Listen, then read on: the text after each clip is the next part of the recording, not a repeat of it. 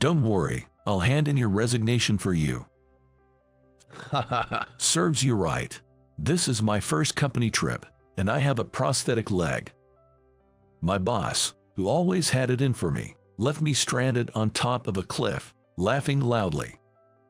Me being alone, I was unable to get down from the cliff, feeling utterly lost. But he didn't realize that this would turn into a major event that would greatly impact his own life.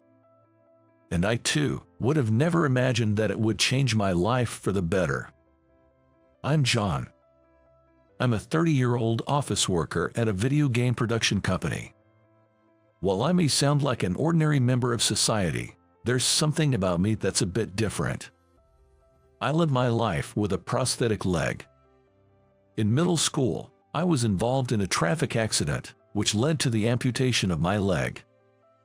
I had pushed a girl who was walking ahead of me out of the way of an oncoming vehicle, which ended up hitting me instead. I remember being thanked profusely by her parents, to the point of feeling apologetic myself, as she also sustained severe leg injuries at that time, but had I not pushed her out of the way, her life would have been in grave danger. However, because of my impulsive act to save her, I was forced into a wheelchair-bound life for a while. Even though I didn't regret saving her, seeing my parents cry over my lost leg sometimes made me wonder if I had made a mistake. But I couldn't have just stood by and watched the accident happen. If I were to face that situation again, I would do the same thing, I convinced myself.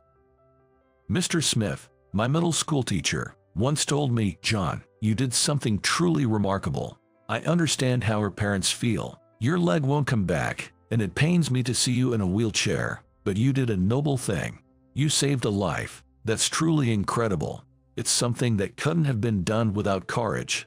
Be proud of yourself. Give yourself a lot of credit." His words made me happy. I hadn't made a mistake. I had done the right thing. With those words in my heart, I managed to get through the rest of middle school without giving up. When I was a bit into high school, my mom called me one day, saying, "John, there's something I want to talk to you about." She showed me several documents. "What are these?" "They are brochures from companies that make prosthetic legs. I've picked out a few." Prosthetic legs. Yes, life in a wheelchair can be inconvenient in many ways. With a prosthetic leg, though it will be tough to get used to, you could do a lot more. What do you think? How am I supposed to respond to that? Having lived in a wheelchair up to that point, I hadn't considered walking on my own again and was taken aback by the sudden suggestion.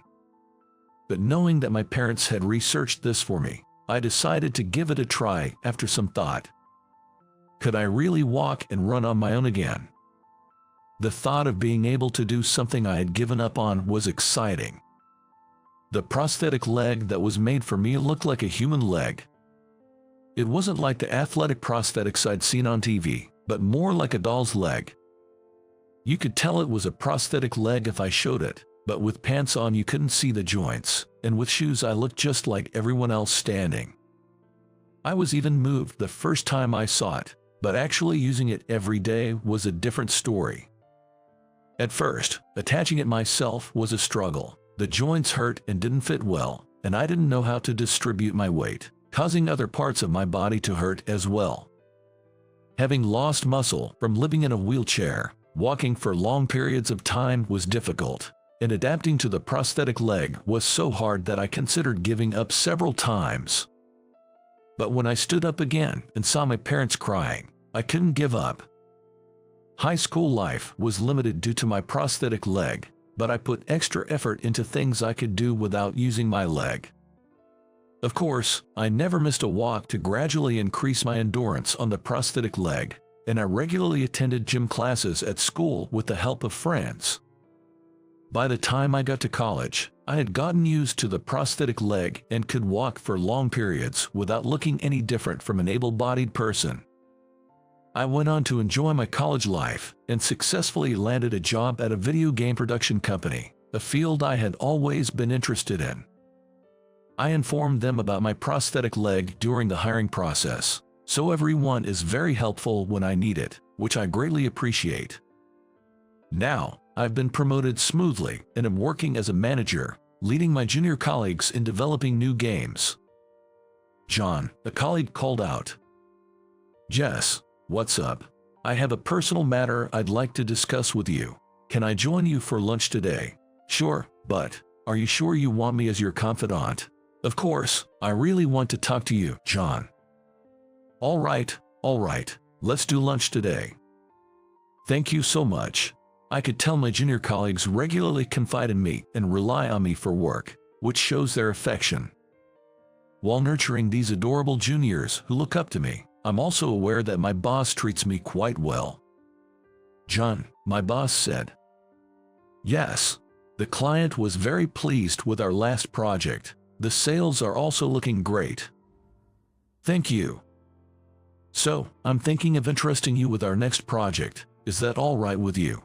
Yes, of course. I'll do my best. Thank you. That's reassuring. Well then, John, I'm looking forward to the next one. Thank you. It was gratifying to have such expectations from my section manager, Jason, and it motivated me greatly. I was working hard every day. But of course, there were those who didn't think well of me. One of them was my boss, head of my department, Kevin. Kevin, who is 5 years older than me, was promoted to head of the department when I became a manager. It seemed like he was jealous because I became a manager at a young age, and he often tried to make things difficult for me. He would stand deliberately in a way that made it hard for me to pass in the narrow corridors of the break room, or place shared documents high up where it was difficult for someone with a prosthetic leg like me to reach small things, but they built up stress. However, since Jason has been assigning me more work lately, I considered jealousy to be natural and focused on switching gears to work. Then one day, John, aren't you going on a company trip? I was asked by a junior colleague. Looking at the calendar, I realized it was already that time of the year. Our company goes on an annual summer trip. It started as an initiative by the CEO to give everyone a break from their usual desk-bound routines. This year was exceptionally hot. After gathering everyone's suggestions, it was decided that we were going to go to a highlanded area for a cooler experience. A highland area known for its beautiful abundance of flowers. Well, I'd love to go, but I don't want to be a burden. I had always refrained from joining the company trips, thinking my mobility issues would cause inconvenience. What? No, it'll be fine. Let's go. But I can walk fine, but hiking up to a highland is another story. Don't worry about it. We'll all help you out. Really, John, we're here to support you. Let's go together. Are you sure it won't be a bother? Of course not. You always help us out, so let us help you with this trip. Let's go. All right. If you all say so, I'll give it a try. Encouraged by everyone, I decided to go on my first company trip. Just as everyone had encouraged me, during the trip, they looked after me, making sure I had no troubles and could enjoy myself. During the bus rides, a junior colleague subtly took care of my bag, and a newbie volunteered to carry my suitcase, which I appreciated. Even Kevin, who usually gave me a hard time, seemed mellow, surrounded by nature, not bothering me and even appearing kind. John, he called out. What is it, Kevin? While enjoying the scenery of the highland, Kevin called me over.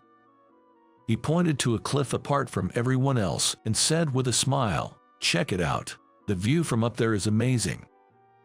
This spot, it does look high. Yeah, I'll help you up. It's worth seeing. No, I might not be able to get down. It's fine. I'll support you going up and down. You really should see it. If you insist. All right. This spot was difficult to climb alone, seemingly high and a bit scary. But the view must be truly beautiful. Not wanting to dismiss Kevin's offer to help, I agreed to climb up with his support. You okay? Yes, almost there. Wow, this is incredible. Reaching the top and looking down, the view was as beautiful as Kevin said. Colorful flowers blossomed beautifully, offering a refreshing sight. I wanted to bring my junior colleagues here to show them. That's how beautiful it was. Kevin, thank you for helping me. This is truly stunning. I'm moved. Kevin. I thanked him, but he didn't respond. Looking around, I couldn't see him where he had been just moments ago. Kevin, where are you? I looked around frantically and spotted him walking away in the distance. Kevin, wait, where are you going? Shouting out, Kevin turned around. Kevin. Relieved for a moment, Kevin then grinned and said, "Don't worry, I'll submit your resignation for you," and walked away. What? Resignation? What do you mean? No, wait, Kevin, wait. Serves you right. His laughter echoed around me. What do you mean? What are you thinking? Come back, Kevin. I couldn't get down from here alone. His laughter faded, leaving only my shouts. Anyone? Is anyone there? Help. I can't get down. Anyone? I yelled, seeking help, but this place was off the beaten tourist path, and there was no one in sight. This is bad. Have I been abandoned? Kevin had been kind today. But what if it was all a plan to pacify me and leave me stranded? What if he had planned to leave me here alone from the start? The thought left me shocked. Right, my phone. I remembered I had left my cell phone below the cliff to avoid inconvenience while climbing. It's no use. There's no one around. I couldn't call for help. I couldn't descend a cliff by myself. What should I do now? I was at a loss, but soon the day began to fade. The temperature dropped, and I started to feel cold as my sweat dried. This is bad. There's no use worrying. If I don't return, someone will surely notice. Then, surely, someone will come for me. Deciding to wait until morning, I lay down in the shade to conserve energy. After a while, as the sun set beautifully, I was shivering from the cold when I suddenly sensed someone's presence and looked up. Hey, what are you doing here? Are you all right? You are so cold. I saw your belongings below and couldn't believe it. Can you get up? Put this on for now. Thank you. The man was an elderly gentleman with a camera, who had noticed me and hurried over. That was close. I'm relieved to see you're conscious. Why are you up here on this cliff, sir? I love photographing the sunset. I often come here for it. Then I saw the belongings below and was surprised. Sometimes tourists climb up here and can't get down, especially children. I see. Never mind me, we need to get down quickly. While thinking his voice sounded familiar, the elderly man touched my leg, then looked surprised. Oh, it's a prosthetic leg. Do you know me, John? Huh? Don't you remember? It's Mr. Smith, your middle school teacher. Oh, Mr. Smith. Yes, it's been a long time. Turns out, the elderly man was Mr. Smith, my former teacher. Mr. Smith, why are you here? Well, after retiring, I moved to the countryside to pursue my hobby of landscape photography. I live within walking distance from here. I see. I was surprised but remembered he always had a camera back then. Mr. Smith rubbed my back to warm me up.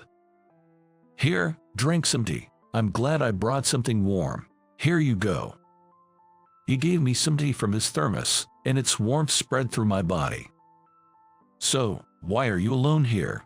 I explained. Actually, I was on a company trip to this highland, but someone left me here. What? He stopped rubbing my back in shock. I was told the view from this cliff was beautiful, so I climbed up with his help. It was beautiful, but then he just left, saying he'd submit my resignation. As you know, I have a prosthetic leg and can't get down alone. I thought if someone noticed my absence, they might come to help, so I decided to wait here. I might not be found in the dark, but I hope someone would come in the morning. I'm really glad you found me. That's terrible. Did he know you couldn't get down because of your prosthetic leg? Yes. What a despicable person. Mr. Smith was angrier at Kevin, who left me, than I was and carried me down the cliff. Thank you. I'll head back to my inn. No, I can't let you go back to a place with such people, and you're more weakened than you realize. rest at my house. But that's too much. You've already helped me enough. No, come on. I couldn't argue with his insistence and followed him to his house. Oh my, what happened? This is my former student. He needs to rest right away. He's very cold. Could you prepare something warm? That's terrible. I'll bring a blanket right now. Ah, thank you. Mr. Smith's wife, perhaps, a sophisticated-looking lady, hurriedly brought me a blanket upon seeing me. I'm sorry to be a bother. It's okay. Please rest as long as you need, even though our place is small. Small was an understatement. I was surprised by how spacious and warm their house was. Mrs. Smith prepared hot lemonade for me, and while I was warming up, she served stew. Here you go, enjoy. Thank you, I will. The first bite spread a gentle sweetness, almost bringing tears to my eyes with its deliciousness. There's plenty, so you can have seconds if you want. Yes, it's very delicious. I would like some more, please. Oh dear, no need to rush. The stew isn't going anywhere. Sorry. It's okay. I'm happy to see you enjoying the meal. I was embarrassed at how eagerly I ate, almost gobbling up the food. But both of them looked at me with such kind eyes, as if I were their son, which I am truly grateful for. When I was left behind by Kevin, I didn't know what would happen next, but I never expected to receive such hospitality and felt quite overwhelmed by their kindness. John, the bath is ready for you. Oh, I can't possibly impose for a bath too. That's too much. What are you worrying about now? Go ahead and bathe. I'll leave a towel at the door. We only have my husband's clothes, but you're welcome to wear them if you don't mind. I'll set them out. I felt guilty for having them take care of everything for me. But they were both so kind, and in the end, I even accepted a bath, borrowed clothes, and stayed in their spare room. I must have been exhausted. I slept soundly through the night. In the morning, I was surprised to see Mr. Smith on the phone saying, "We should definitely consult the police about this. We can't just let it slide because it's within the same company." No, it doesn't have to be a big deal. No way. If I hadn't come, you would have been in danger. Excuses like it was just a joke don't cut it. Let's report it properly.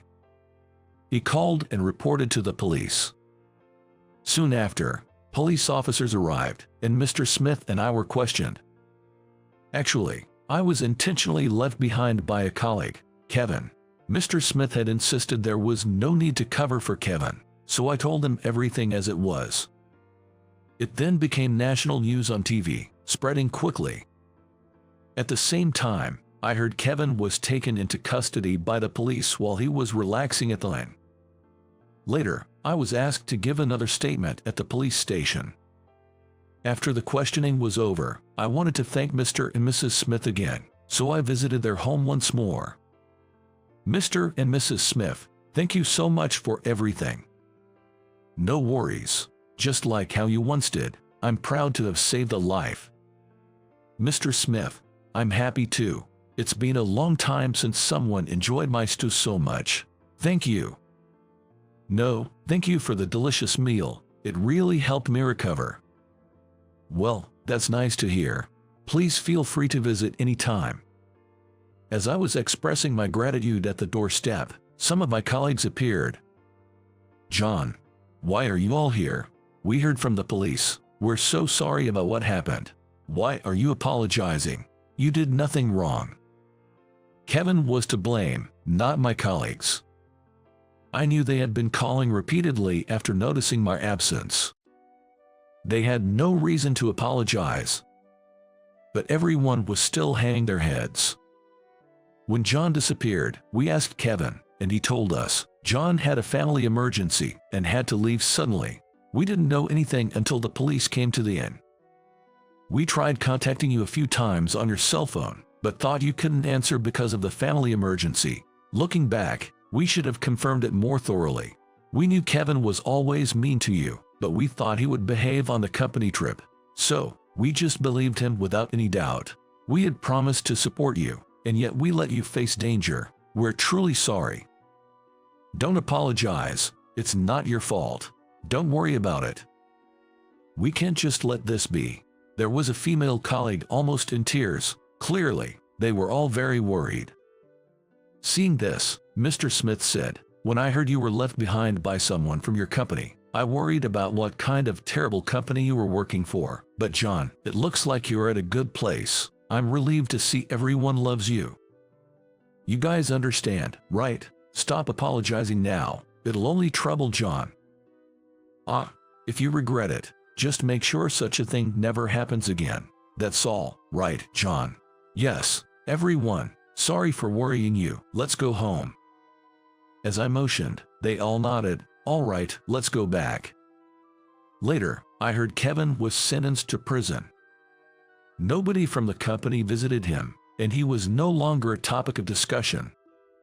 The incident being broadcast nationwide made me somewhat of a celebrity, and even employees from other departments who didn't know the full story learned about it. Although I received concerns from everyone I passed by for a while, I was fine. As for Kevin, I didn't want to see his face, so I didn't attend the trial.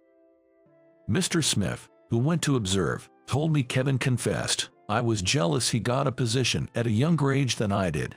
I was jealous that he was adored by both junior colleagues and bosses. I knew he had a prosthetic leg, so I left him where he couldn't get down on his own. I didn't care what happened to him. I hoped he wouldn't come back to the company. I couldn't stand seeing him happy every day despite his prosthetic leg. I thought I'd be adored if he wasn't there. I was shocked to know I was hated to that extent. It was also frightening that living a normal life could incur so much hatred." Kevin's selfish and childish excuses led to his family disowning him. He had a young child, but he was divorced, and now his whereabouts are unknown. He lost his family and, of course, his job. He lost everything. After getting out of prison, he's been barely making ends meet with day labor. None of us, myself included, had any sympathy for him. He got what he deserved. Afterward, I threw myself into the new project assigned by Jason. The game we created was a huge hit. Acknowledged for my contribution, I became a manager and then the youngest department head in the company. I was the most surprised at my promotion but wanted to give my all since I was entrusted with it. In my first executive meeting as a department head, I gathered my courage and said, "I have a suggestion to make. How about we put more effort into hiring employees with disabilities?" Actually, many people with disabilities have put in a lot of effort to live in a society designed for able-bodied people. As a result, there are many highly capable individuals who can surely contribute to our company. Until now, our company had only hired the minimum number of people with disabilities as required by law. However, I believe that we should actively recruit anyone who can contribute to the company, regardless of their disabilities. After all, this is the company that employed me. They should be flexible in this regard, I thought. So, I made this proposal, half expecting it to be turned down. But to my surprise, my CEO George readily agreed, saying, "Indeed, that makes sense. We have John as an example. All right, let's start doing that from the next fiscal year. Arrange whatever we need," making it a decision, and I was taken aback. "Is that okay?" Is there a problem?" "No, I just didn't expect immediate approval." If someone as capable as you suggests it, it must be right. Besides, there's surely a suitable job for everyone, whether they have disabilities or not." True to his word, George began actively hiring people with disabilities, not just for new graduates but also for mid-career positions, provided they had the ability and could contribute to the company. As I predicted, many of them were highly skilled and continuously growing. Knowing about me, they were motivated, realizing that even with disabilities, they could aim for promotions. Their contributions helped the company grow even larger. Some time after we began actively employing people from various backgrounds, a woman joined the company through mid-career recruitment. Her face and name were familiar. It was Emily, the woman I had saved back in middle school. Emily. John, is that you? We were both surprised and happy to reunite. John, you work here? Yeah, I do. What about you, Emily? Where have you been until now? I was working at an advertising agency, but I quit due to various reasons. Then I heard about this company and decided to apply. I see. We got to know each other after the accident when I woke up and she visited me in the hospital. Although she didn't lose her leg, she suffered from after effects that made it difficult for her to walk smoothly like an able-bodied person. We became close as I repeatedly comforted her when she cried, blaming herself for my leg injury. Being of the same age, we quickly exchanged contact information and continued to support and encourage each other even after being discharged from the hospital. When I got my prosthetic leg, she was the only one I could confide in. We kept in touch regularly until graduation, but became a bit distant once we started working due to our busy lives. I'm glad we met again. You look well. Thank you, I'm happy to see you too. Her facial expression was brighter compared to the past. That made me happy too. And then surprisingly, Emily and I started dating. I didn't know it, but she always had feelings for me. I told her I didn't want to burden her with my prosthetic leg, and if she was doing this out of guilt, she should stop. But she said, maybe at first, but now it's different. I genuinely like you, John. Could any man not be moved by those words? I too had secretly harbored feelings for her, and they reignited. Things progressed quickly, and we started dating. We ended up working in the same department, and while working together, we went on dates to barrier-free restaurants and tourist spots in our private time. Having already met each other's parents, they were all tearfully happy about our relationship. Next month, we'll start living together in a barrier-free house, and I'm looking forward to our future. Whether someone has a disability or not doesn't change their worth as a person. What's important is their character and attitude. There's no need to envy someone else's achievements. It doesn't matter who they are. Just focus on doing what you can. Living honestly will eventually be recognized by those around you. Here you go, John. Here's your lunch for today. Thanks, Emily. I'm a lucky guy. I'm married to a beautiful woman who's perfect at housework. My name is John. I work as an office clerk at the City Hall. I've just recently married Emily, and we're still newlyweds. Emily is known as a beauty even within the City Hall. Older men come by just to see her, even when they have no business there. Honestly, it must be a hassle to deal with them, but Emily never shows any sign of it to others. Maybe it's her kind nature that attracted me to her. At our wedding, my colleagues were envious of me for marrying Emily. Even after marriage, Emily's cooking is excellent, and her homemade lunches are perfect. They are both visually appealing and nutritious. Hey, John, did you know? Our neighbors call us the ideal couple. Seeing Emily smile like that makes my smile even wider. I'm truly happy. I get to savor this happiness until the day I die. Marriage is wonderful. I always feel like shouting that out. It's almost a year since we got married. Emily and I have a great relationship, but we don't have any children yet. I'm not brave enough to have children yet. I wanted them, but Emily said that and seemed hesitant. That's right. Pregnancy and childbirth are tough on a woman. I shouldn't force it on her. There's no need to rush anything. I told Emily that. I was busy with work and wanted more time with Emily. Since we hadn't been able to travel much since our marriage, I was trying hard to make time for a trip. You don't have to overdo it for me. Let's go when we have the time. Besides, I'm happy just living with you, John. Emily said that with a smile. She's such a kind wife. Even though she's a full-time homemaker, she always wears makeup, smells of nice perfume, and is as beautiful as when we were dating. So, To make her a bit happier, I was preparing a surprise overseas trip for our first anniversary. Imagining a delighted Emily, I was excited. Then, one day, I had to work late. Exhausted, I returned home. But when I got home, Emily wasn't there. Where's Emily? Something felt off in the house. It seemed unusually spacious. On closer inspection, some furniture and belongings were missing. After a while, I realized they were all Emily's things.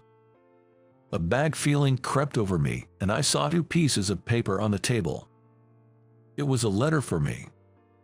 My hands trembling, I read the letter. It was simply written like this: I've fallen in love with someone else, so I want a divorce. I couldn't understand what was happening.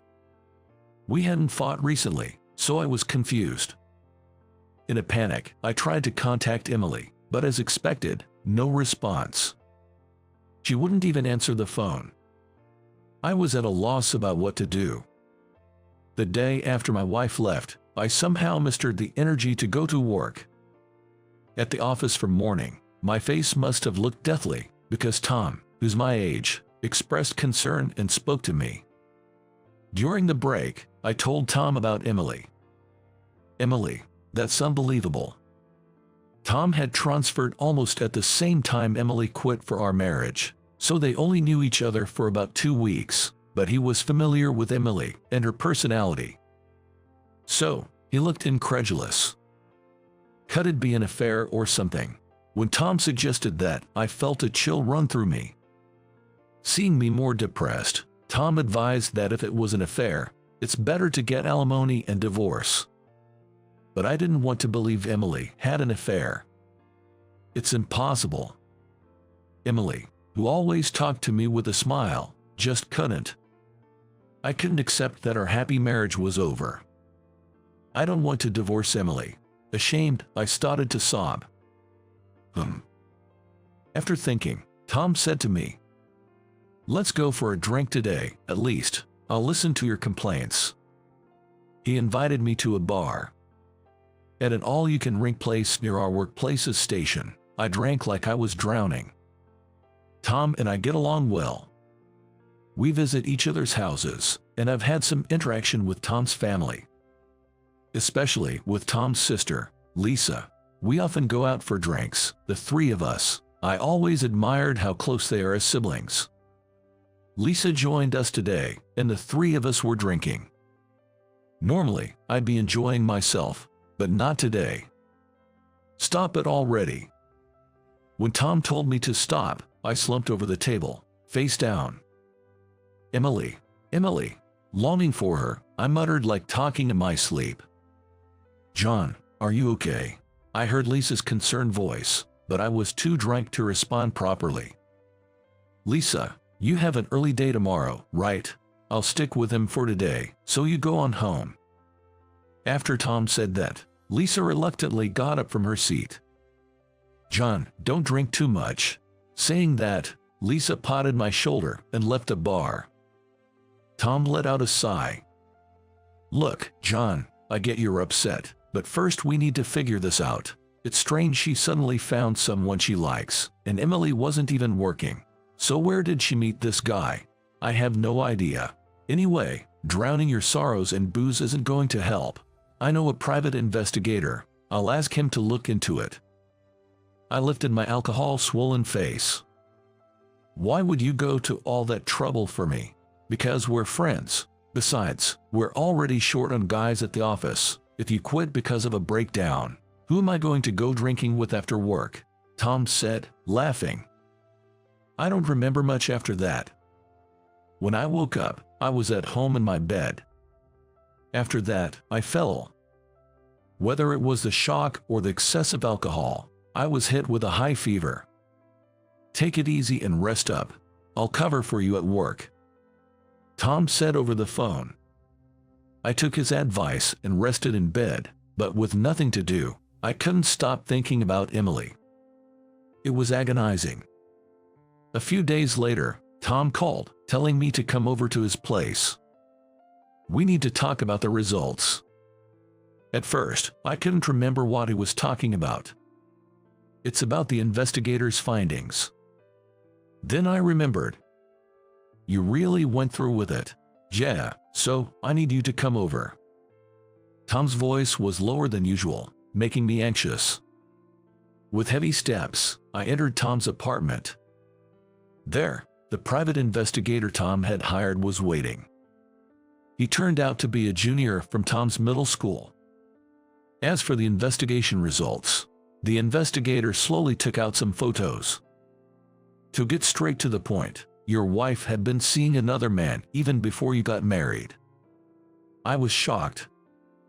Before our marriage, you mean Emily was two-timing me? The revelation shook me to my core, sending me into a mild panic. But in the photos the investigator handed me, there was Emily, happily arm in arm with a tall, unfamiliar man. I was staggered by the hopeless situation.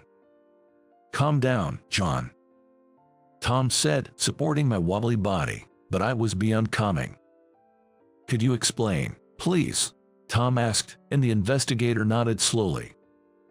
According to him, Emily and this man had been dating since their student days. Moreover, the guy was an aspiring actor, recently gaining some fame on YouTube. Perhaps due to his rising fame, he landed a significant role as the boss of the protagonist in a minor action movie. In other words, Emily was having an affair with an aspiring actor who was gradually making his way to stardom. So, Emily was cheating on me, or rather, she had been two-timing me all along. The investigator's astonishing revelations continued. Emily was supposed to be a full-time homemaker, but it turned out she was engaging in sugar baby activities during the day. So what about the housework? I wondered, but it seems she couldn't do any housework herself and had hired a maid service. Are you okay? Tom asked me that. I'm okay.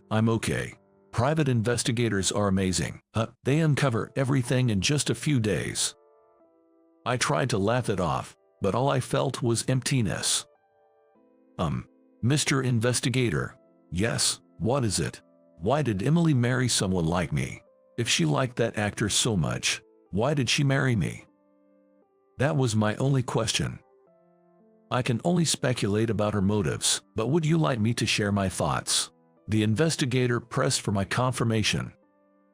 I nodded, asking him to tell me. Then I came to know another side of Emily. She was involved in sugar baby activities, and it turned out she was quite the playgirl, having several men besides that actor. The investigator speculated that Emily wanted a convenient husband who would ensure her food, clothing, and shelter, so she could continue her playful lifestyle. And now, with the actor on the brink of breaking into stardom, she quickly switched from me to him. She was like a parasite. I felt the image of Emily crumbling inside me. I also felt angry at myself for not realizing it, despite being together for so long. Looking back, Emily had gently refused to have children, and she didn't seem eager to travel with me. Her always being made up makes sense now, if she was meeting other men or doing sugar baby activities. How could this be? I loved Emily so much. Tom suddenly stood up. What a wicked woman. She must not be forgiven. Hey, let's sue her, Tom proposed angrily. The investigator mentioned that it's common to follow up an infidelity investigation with legal action and offered to connect me with a lawyer. Let's get alimony from her and bring her to ruins, right, John? Tom patted my shoulder. But Sorry, let me think about it. The meeting ended, and I went home. After that, I kept recalling memories of Emily and cried alone in bed. The next day was Sunday, so I could rest at home, but I dreaded going to work the next day. I even started hating the idea of living. Looking at the overseas trip tickets I was supposed to surprise her with made me even sadder. Emily, as I muttered her name with lingering attachment, the phone rang. It was Tom. Hey, you alive?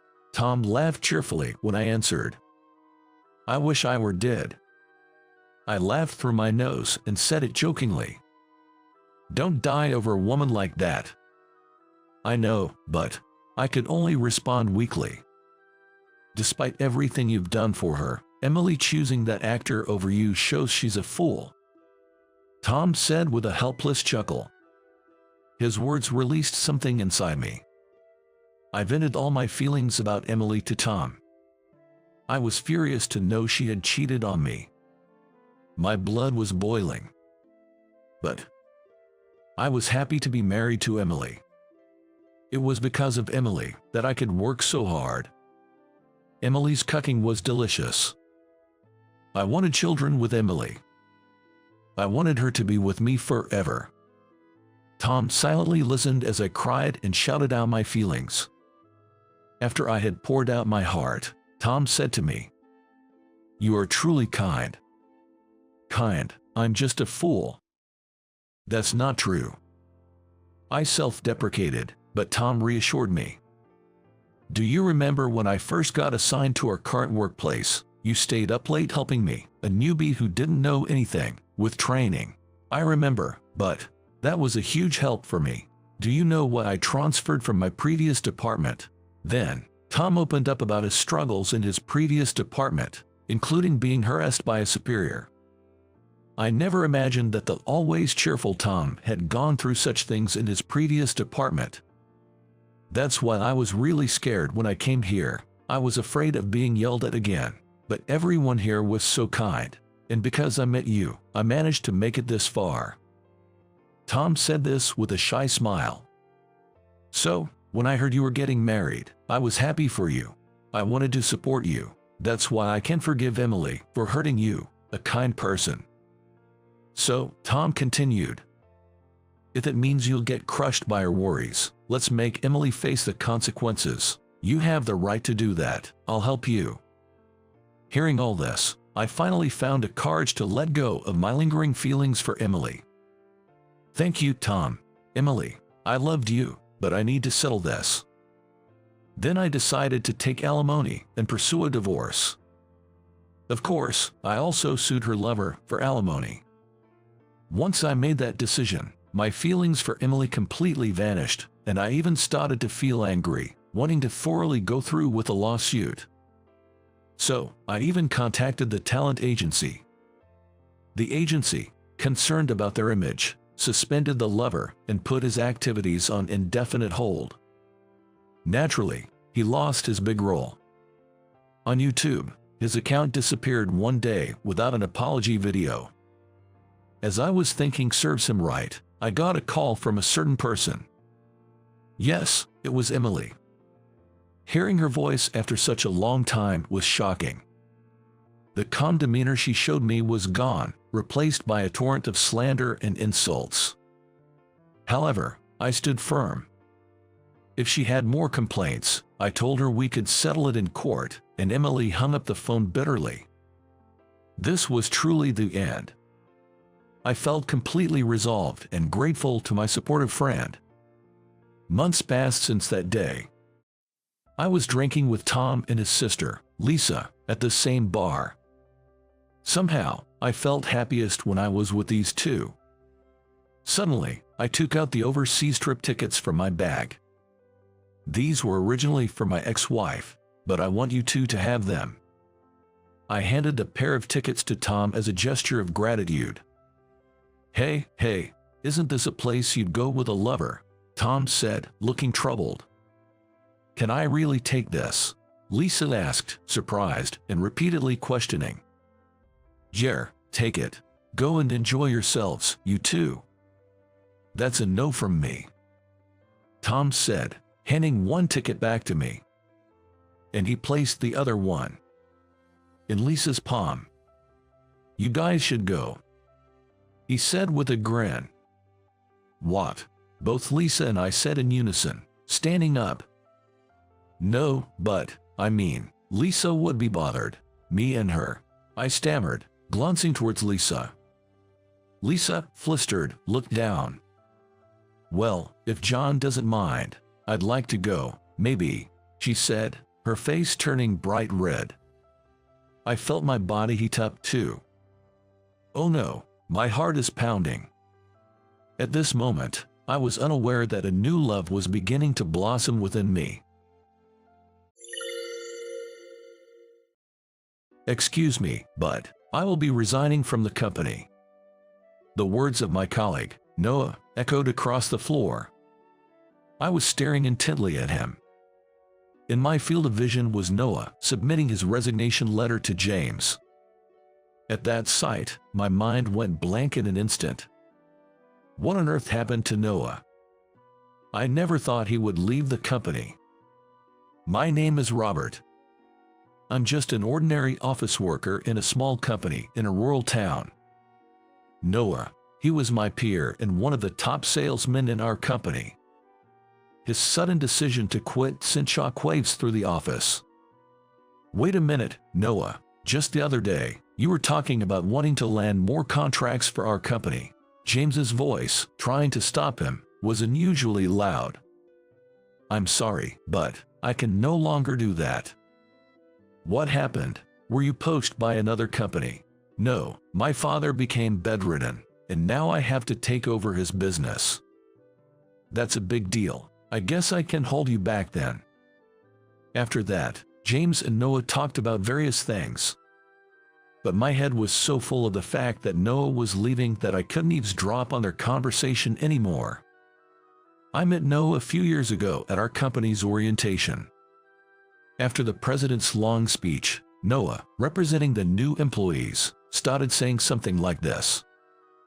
Everyone, I look forward to working with you for the year. The president's speech was quite lengthy, so I'll keep this short.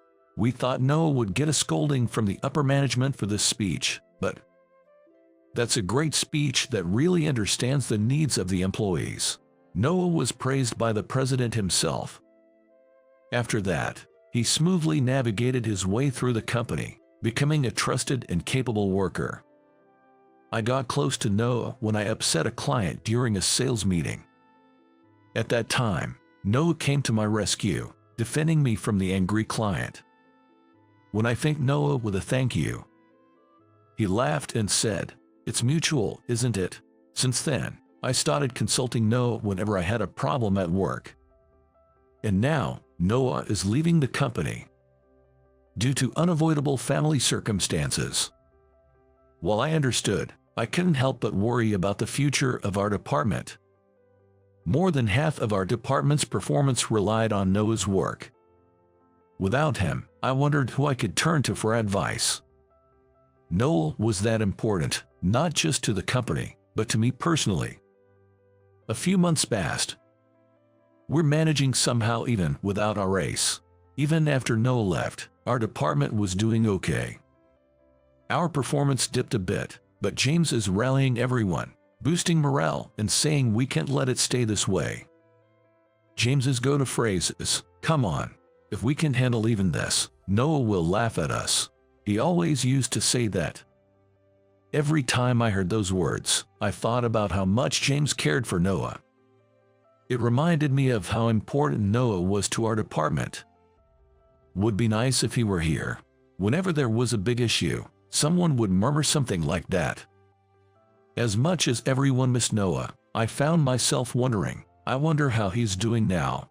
It was a daily reminder of how much we all relied on Noah. One day, after finishing overtime, I got home late at night. To my surprise, I received a message on my cell phone from Noah. The message was a catch-up after a long time, telling me he's somehow getting by. But something about it felt off to me. After all, it had been 6 months since Noah left, and I hadn't heard anything from him personally. Yet suddenly, there was this message. Feeling uneasy, I called Noah. "Hey, how's it going? Did something happen?" I was kind of surprised to get a message out of the blue. Actually, I've got something I need to talk to you about." Talk. Jer, it's a bit of a sudden request, but would you come work for me? Well, at your company, Noah, we're having a tough time settling on a salesperson. I've reached out to other colleagues too, but they all turned me down. So I'm just a backup. A strange anger wells up inside me. I don't know why it irritates me so much that Noah didn't rely on me first. So, what are the terms? You'll consider it. Depends on the offer. I don't want to step down from my current job, and please, no sudden retraction of the offer. I get it. I intend to pay you a salary that matches your career, so please. All right, let me think about it. It's a big decision, even if it's no asking. I can't just say yes right away. Take your time. I'm really grateful you're even considering it. I feel a sense of gratitude towards Noah, yet I'm still torn. I have a certain attachment to my current company, a sense of obligation. Could I really just up and leave like that? For Noah, it's a family situation. Leaving the company seems unavoidable. But it's different for me. Sigh, what should I do? I'm troubled, pondering my future.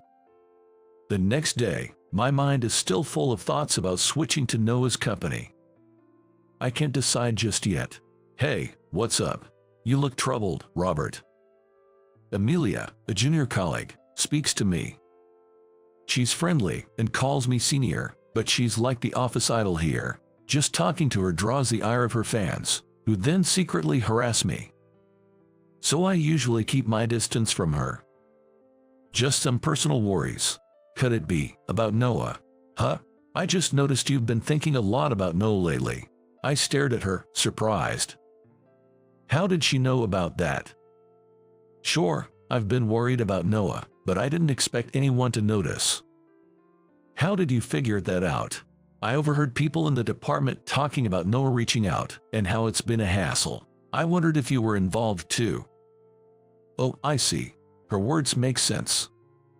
Apparently, my colleagues are annoyed about being recruited by Noah and have been talking about it. Noah must have his reasons. I wish they wouldn't badmouth him like this. Did he approach you too? Yeah, kind of. It feels like he's asking me as a last resort since others have declined. That doesn't sound like Noah. Amelia's remark makes me pause. Indeed, why would Noah specifically reach out to former colleagues like this? He could easily find people through job agencies or local industry contacts. I wonder if there's a reason he's targeting people from this company. That's a bit concerning. We exchanged glances, both puzzled. But then, an unexpected disaster was about to strike. Sorry, but could you quit your job for Noah's sake? Oh, what are you talking about? This happened when I was called over to James's desk. You know Noah is in a tough spot, right? I want to support him, but I can't leave this company. I could fire a few people from the department for Noah's sake, help them find new jobs. Haha.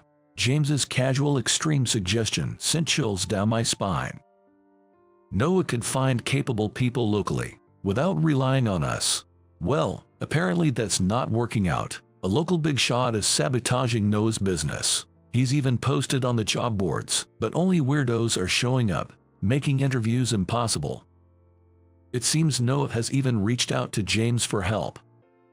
But really, such outdated harassment. As I mull this over, I finally understand the situation Noah is in. He's being harassed to the point of almost losing his father's company. If you're up for it, why not help Noah out? That's a bit, well, James. Is he suggesting I quit my job? So, this means they don't need me at this company. Whether James is joking or not, it's rude to suggest an employee leave to join a company run by a former colleague. Hearing James's words, my decision, which I had been agonizing over, solidified. I'll leave here and join Noah's company. After all, Noah helped me a lot when I was at this company. It's my turn to take care of him. All right, I'll leave the company next month. No rush, just, I feel bad for Noah, you know. James always has a soft spot for Noah. I can relate. That's because I feel the same way. And so, I made a clear decision about my future. Months later, I resolutely quit my job and joined Noah's company, working in sales. Wow, this place is the company. It's falling apart. What surprised me most was the rundown state of the company. Sorry, it's an old factory and office we've been using since my dad's time. It's falling apart. Apparently, the local contractors are under the big shot's influence, causing trouble whenever they try to get repairs done, so they've stopped asking. Is that what's bothering you? I know from James what Noah is going through. That's why I couldn't believe Noah was struggling with this. We can ask our old company for repairs. They are a construction company, after all. It'll be good business for them. Well, that's true, but there's a labor shortage right now. I don't want to burden them with our work and hinder their ability to serve other customers. Don't sweat the small stuff. Former top sales. That's right. Amelia, who was with me, chimed in. I wasn't the only one who had come to help Noah. Some employees, concerned about him, were working part-time at our old company while also helping out here. Amelia was one of them. The president of our old company said to ask for help if needed. You have a lot of strong allies. No need to feel down. Yeah, thanks, everyone. Noah shed tears in front of us. Don't cry, Noah. Amelia gently patted his back, and I handed him a handkerchief. From then on, it was like a battle. The harassers are from one of the companies run by the local big shot. It's a local company with a factory in the same industry as ours. Whenever we conducted sales activities, some shady guys turned up, causing enough trouble to call the police. Even sales calls often turned out to be harassment, and weirdos flooded in whenever we tried to recruit office staff or part-timers through job services. But seriously, what does Noah have that those powerful harassers don't like? Even though they're powerful, they don't have much clout anymore, but they seem to want this company's factory, along with the land. I've always said I won't sell, but they have connections in high places, so we can't make any rash moves. Noah said with a wry smile. In these past few months, I've deeply understood Noah's struggles. It's understandable to feel weak in such a situation. But isn't that illegal? On the surface, they are a legitimate business, so the police can't do much. We're really at a loss here. Well, we just have to deal with it step by step. That's right. If we get discouraged here, it's just what they want. Amelia brought us some tea. I noticed she was smiling mischievously. What's up? That weird smile is kinda creepy. Didn't James contact you? Something big must be happening. Something big. I didn't understand the meaning of Amelia's words at the time. And then, it happened the next day. It seems the company which harassing us will soon be investigated for tax evasion. Apparently, there was a whistleblower. Later, we found out that the informant was James from our old company. Apparently, James's wife's friend worked part-time at that harassing company. One day, she saw documents showing the sales hours and revenue figures were being underreported. By chance, James's wife was consulted about it, and she informed James, who then reported it to the tax authorities. Such a terrible and malicious company. No doubt, a lot of their misdeeds would come to light. That company and the related big shot are finished. I never imagined that the company would come to such an abrupt end. But now we can work freely, that's great. Finally, we can settle down and focus on work, and maybe even step up our romance game. What do you mean? Amelia's words caught my attention, and I asked her. What do you think about a woman who follows the guy she likes to his workplace? The office idol asked with a beautiful, meaningful smile. What's that all about? You'll have to figure that out yourself. No couples have married from the workplace yet, but we might soon have our first one from our company.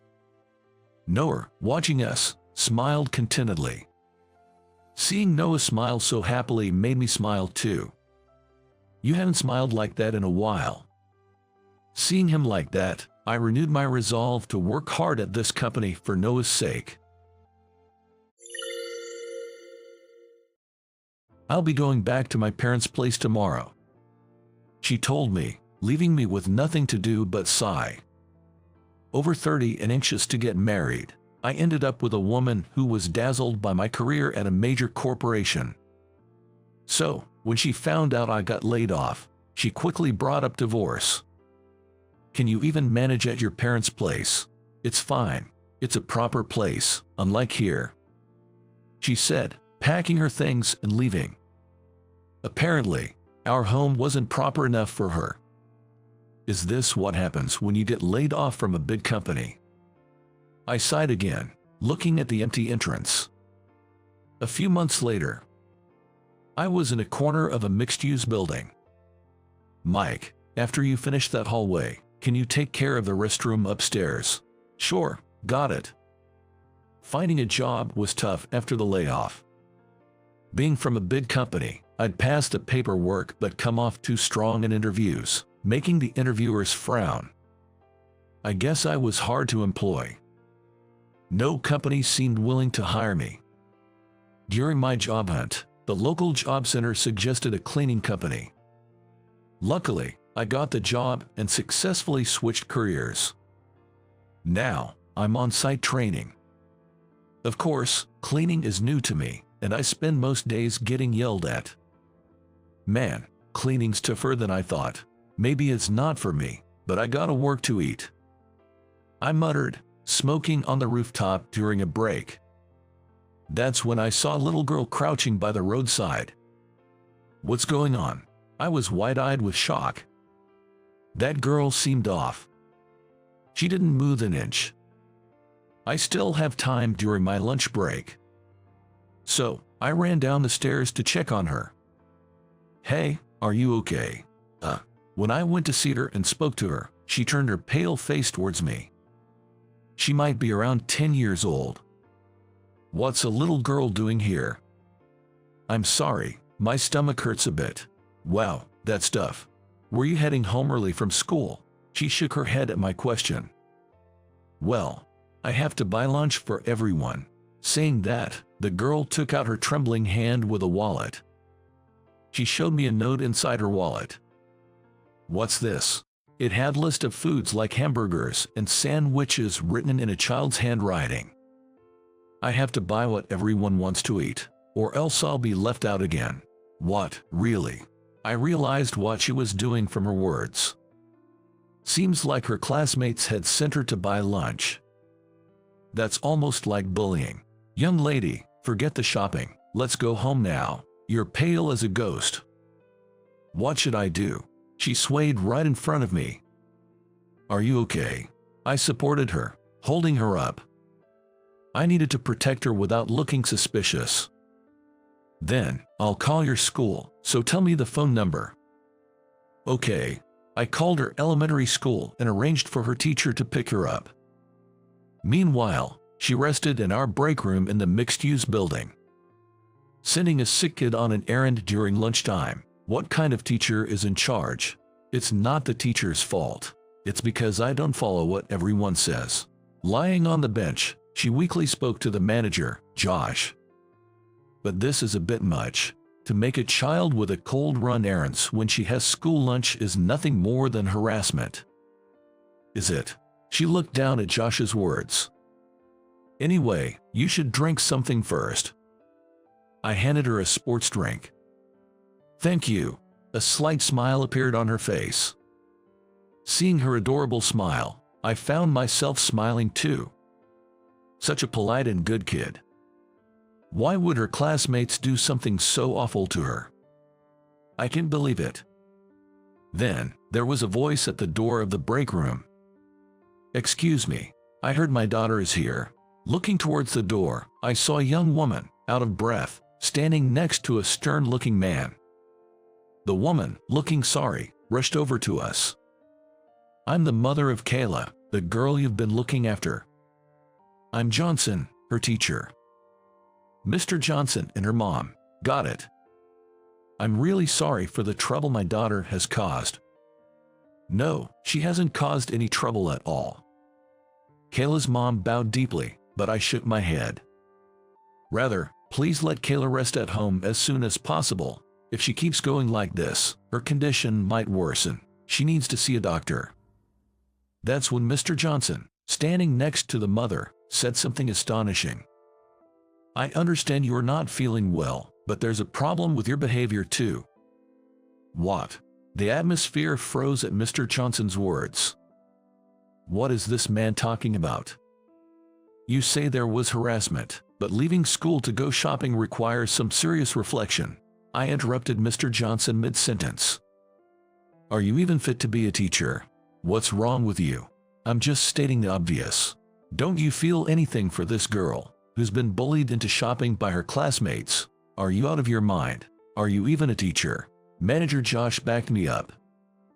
Mr. Johnson glared at me angrily and continued. Normally, you should refuse. If you can't do that, doesn't it reflect a lack of home training? Is it my fault? For some reason, Mr. Johnson turned his gaze to Kayla's mother and said that. It's not my mom's fault. Kayla, who had been lying down, suddenly sat up and glared at Mr. Johnson. What's that attitude towards your teacher? Everyone told me. They said my mom's school lunches taste bad, so I should bring tasty stuff from the convenience store. If not, they'd tell Mr. Johnson and get my mom fired from the lunch diner. That's terrible. Is that true? Kayla's mother looked shocked, staring at her daughter. Even Mr. Johnson seemed surprised by this revelation and started asking Kayla for more details. What do you mean by that? I've been told for a long time by the kids in my class. They say my house is a poor single-parent home with a mom who makes lousy school lunches. They don't want to hang out with me because they think poverty is contagious. So, might that be a misunderstanding? Kayla, when I heard about this earlier and checked with the students, they said that wasn't true. Of course, they wouldn't admit it. Kayla glared at Mr. Johnson through her tears. Well, that may be, but...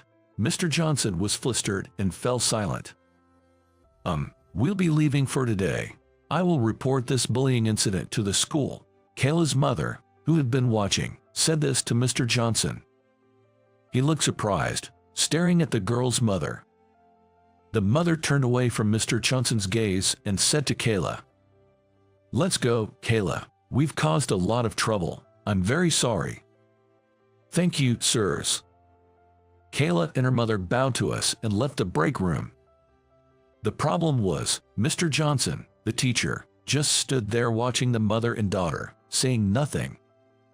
Aren't you going back to the school, Mr. Johnson? Yes, I will return, but there are things I want to think about. Mr. Johnson stood there stunned, tears welling up in his eyes. I'm not in a position to say this, but I think what you just said is the worst thing I've ever heard from a teacher. When I said that, Mr. Johnson's tears started to flow uncontrollably. I felt sorry for him, even though I thought it was pathetic. Well, life doesn't always go as planned, you know. I patted Mr. Johnson on the shoulder. Then, Mr. Johnson turned his tear-stained face to me and said, I'm sorry, but do you have time to meet soon? A few days later, Mr. Johnson and I were sitting together in a pub. I thought I was doing all right, but, realizing that everything Kayla said was true, I didn't know what to do. Mr. Johnson said, his eyes brimming with tears again. Well, nobody expects a student they trust to lie, right? I listened as Mr. Johnson told me what happened next. It turned out that several kids in Mr. Johnson's class had been harassing Kayla. And to make matters worse, the ringleader was a top student, supposedly a good friend of Kayla's. The harassment started because a classmate's mom said, Kayla is from a poor single-parent home. She's not like our wealthy families. What a terrible thing to say, making such classist remarks. Mr. Johnson shook his head in dismay. People like that really make life difficult, saying such things. Even as a cleaner, I remembered being shouted at by businessmen. Move it, you're in the way. People always seem to be looking for someone they can consider beneath them. I remembered my boss David often saying. Then Mr. Johnson began to speak out of the blue. Thinking about what happened, I really feel terrible for Kayla's mom. But Mr. Johnson, you've reflected on your actions, right? And now you're actively working to solve the harassment issue, aren't you? Is there something else on your mind? I asked him, seeing the worried look on his face. Then Mr. Johnson, looking down, said, "I've hardly had time to rethink my own words and actions. Maybe Mr. Johnson just didn't have an outlet. So, how about having a drink with me regularly?" "Really?" "Yeah, it's like a reflection session. We create a space to vent our weaker sides." "Ah, I see. It's like counseling. Talking and being listened to. Reassessing oneself. Yeah, that might help me look at myself more calmly." Mr. Johnson said this with a relieved smile. Hearing him, I thought, this guy, once you talk to him, isn't so bad. I smiled back at him. From then on, Mr. Johnson and I started going out for drinks regularly. Mr. Johnson would talk about the kids' problems, and I'd let him hear my work complaints. Maybe because we both had a place to vent, our jobs started going surprisingly well. I became serious about my work and quickly got promoted to chief manager, taking over for Josh. Wow, that's amazing. Yeah, so, how are things with Kayla's mom?